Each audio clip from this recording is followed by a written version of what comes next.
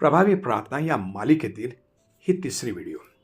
आपण अब्राहामाबद्दल शिकलो, त्यानंतर योसेफाबद्दल शिकलो. आज आपण मोशेबद्दल शिकणार आहोत. इस्रायली लोक जवळजवळ 430 वर्ष दास्यामध्ये होते. त्यांनी देवाकडे प्रार्थना केली की देवा, आम्हाला ह्या गुलामगिरीतून तू सोडव. देवाने मोशेला पाठवलं. मोशेने अनेक पिढांच्याद्वारे त्यांची गुलामगिरीतून सुटका केली. इस्रायली लोक जेव्हा प्रवासामध्ये होते तेव्हा त्यांनी देवाविरुद्ध कुरकुर केली. जो प्रवास ते करत होते तो प्रवास फक्त 11 दिवसाचा होता, परंतु देवाने त्यांना 40 वर्ष अरण्यामध्ये भटकू दिलं. मोशे एक चांगली व्यक्ती होती. तो दररोज देवाबरोबर बोलत असे. जेव्हा जेव्हा समस्या येत असे तेव्हा तो देवाकडे प्रार्थना करीत असे. देव त्याचं मार्गदर्शन करीत असे. असं म्हटलं आहे की तो देवाबरोबर ज्याप्रमाणे एक मनुष्य दुसऱ्या मनुष्याबरोबर बोलतो त्याप्रमाणे तो देवाबरोबर बोलत असे. जेव्हा जेव्हा मिस्र देशावरती देवाने पीडा पाठवली तेव्हा तेव्हा फारो राजा आपल्या मांत्रिकांच्याद्वारे आणि ज्ञानी लोकांच्याद्वारे ती पीडा निघून जावी म्हणून तो प्रयत्न करीत असे. परंतु देवाने ती पीडा कधीही दूर केली नाही. त्यांच्या प्रार्थना त्यांच्या देवानेही ऐकल्या नाहीत. आपल्याला दिसून येतं की कंटाळून त्याने मोशेला बोलवलं आणि जेव्हा मोशेने प्रार्थना केली तेव्हा त्या पीडा दूर झाल्या. ते कनान देशाकडे जात असताना आणखीन एक फार मोठी समस्या त्यांच्यापुढे उभी राहिली. ती म्हणजे तांबडा समुद्र. आपल्याला माहीत आहे की त्यांच्या पाठीमागे इस्रायल सैन्य उभं होतं आणि त्या इस्रायली लोकांची फारो राजाची इच्छा होती की त्या इस्रायली लोकांना परत मिस्र देशामध्ये घेऊन यावं आणि त्यांना गुलाम करावं. समोर तांबडा समुद्र होता, पाठीमागे मिस्री सैन्य होतं आणि ते घाबरले होते. मोशेने देवाकडे धावा केला. देवाने सांगितलं की त्या समुद्रावर तो काठी उगार.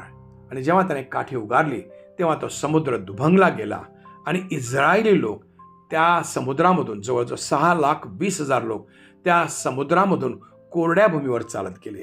समुद्राचं पाणी भिंतीसारखं दोन्ही बाजूला उभं राहिलं. जोपर्यंत इस्रायली लोकांमधील शेवटची व्यक्ती तो समुद्र पार केला नव्हता तोपर्यंत समुद्राचं पाणी एक झालं नव्हतं. मोशेने प्रार्थना केल्यानंतर ही गोष्ट घडली होती. त्यानंतर मारा ह्या ठिकाणी इस्रायली लोकांना तहान लागली. जेव्हा तहान लागली तेव्हा त्यांना समोर पाणी दिसलं आणि ते पाणी प्यायला लागले. मारा ह्या ठिकाणचं पाणी पित असताना त्यांना दिसून आलं की ते पाणी कडू आहे. त्यांनी पुन्हा एकदा मोशे विरुद्ध कुरकुर केली आणि ते मोशेला म्हणाले की तू आम्हाला ह्या अरण्यामध्ये मरण्यासाठी आणलेला आहे का? मोशेला खूप खूप खूप तणाव झाला. त्याने देवाकडे प्रार्थना केली. देवाने सांगितलं की तू हे एक झाड आहे, ते झाड तू ह्या पाण्यामध्ये टाक. आणि त्याने त्याची आज्ञा पाळली, देवाची आज्ञा पाळली आणि त्याने ते जेव्हा झाड त्या समुद्रामध्ये त्या पाण्यामध्ये टाकलं तेव्हा ते पाणी गोड झालं. आपल्या जीवनामध्ये कधी कधी वेगवेगळ्या प्रकारे रोग असतात, पीडा असतात, आपल्याला आजार असतो आणि तो आजार बरा होत नाही. परंतु जेव्हा आपण देवाकडे प्रार्थना करतो, देवाचं वचन सांगतं, सर्व प्रार्थनांची तो उत्तर देतो आणि तो आजार आपले दूर करतो. दुसरी गोष्ट, कधी कधी आपल्यासमोर तांबड्या समुद्रासारखी एखादी समस्या निर्माण होते.